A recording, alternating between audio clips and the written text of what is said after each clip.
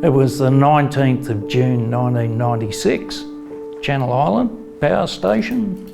I had an apprentice, Belinda. So the 19th of June was my first day at Channel Island. Just after lunch we went to the generator cab to change a circuit breaker. As a fourth year apprentice, even to me, it was a pretty standard job, something I'd seen, done lots of times, something I'd done myself.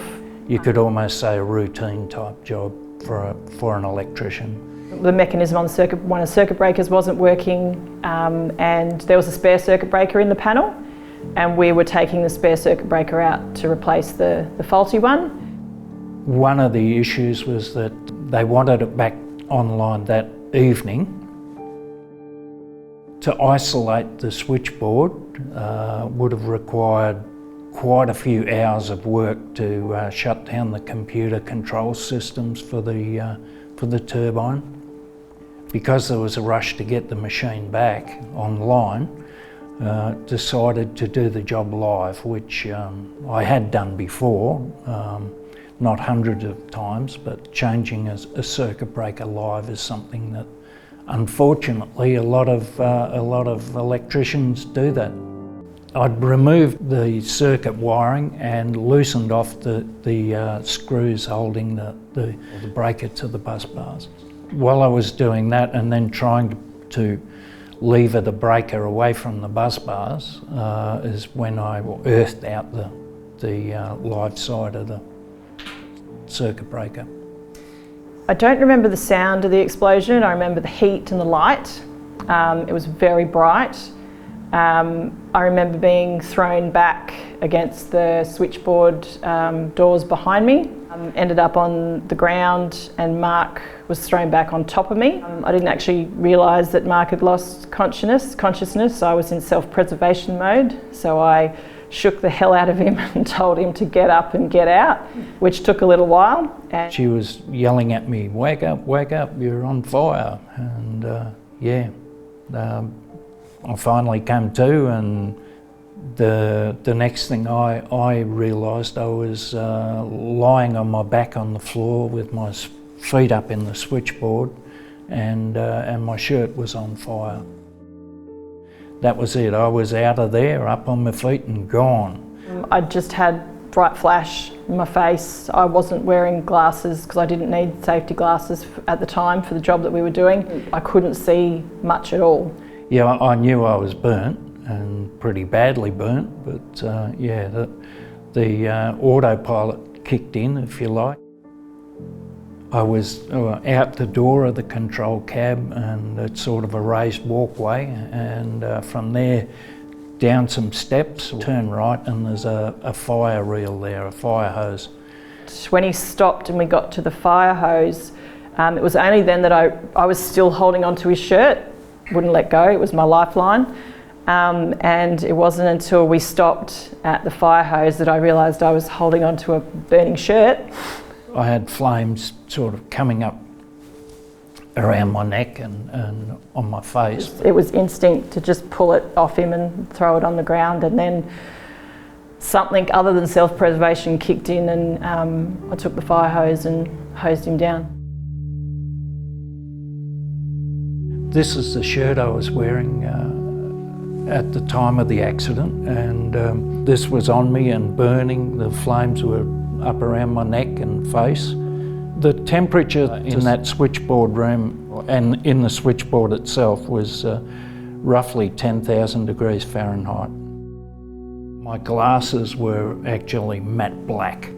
The arc had just carbonised those lenses.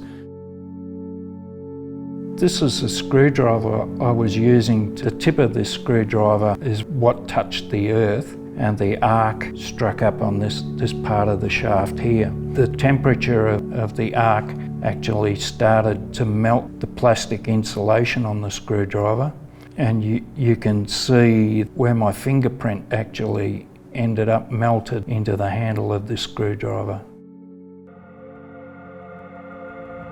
I don't think I realised that I was actually injured until someone else pointed it out to me.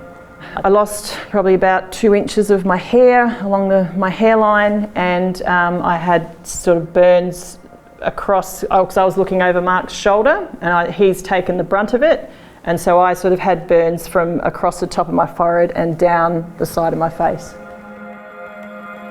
My immediate concern was for Mark. He looked very badly injured, like they pulled the shirt off him, and when I saw the front of him, his skin was hanging off him.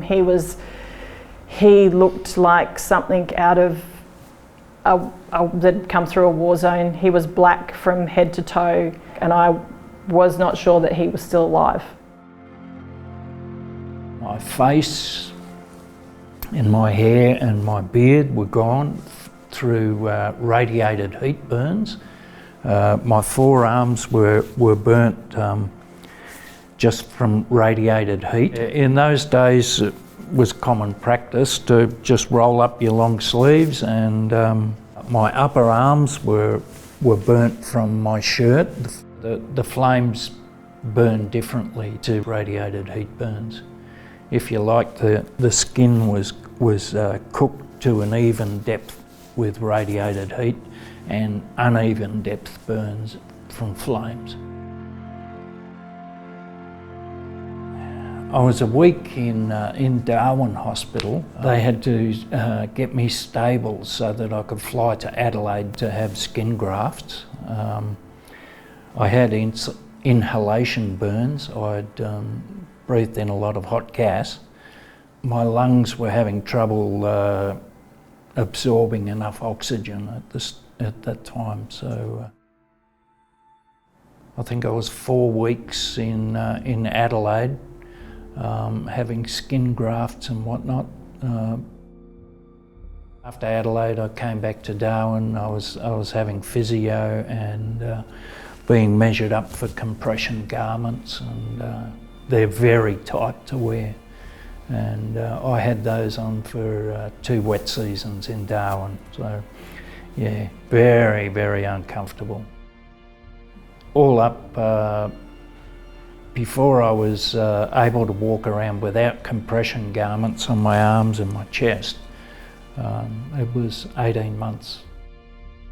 Probably 2 or 3 years before I could sort of get out and do things like I used to do.